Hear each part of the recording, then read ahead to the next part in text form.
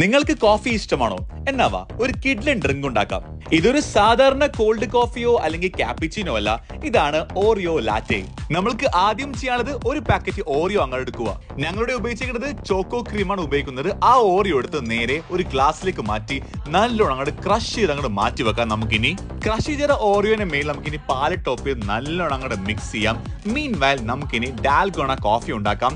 അതിനായി നമുക്കൊരു ഗ്ലാസ് എടുത്ത് അതിലേക്ക് ഇൻസ്റ്റന്റ് കോഫി ആഡ് ചെയ്ത് 2 ഐസ് ക്യൂബും ചൂടുവെള്ളവും പഞ്ചസാരയും ഇട്ട് നല്ലോണം അങ്ങോട്ട് ഡിപ്പ് ചെയ്യുക.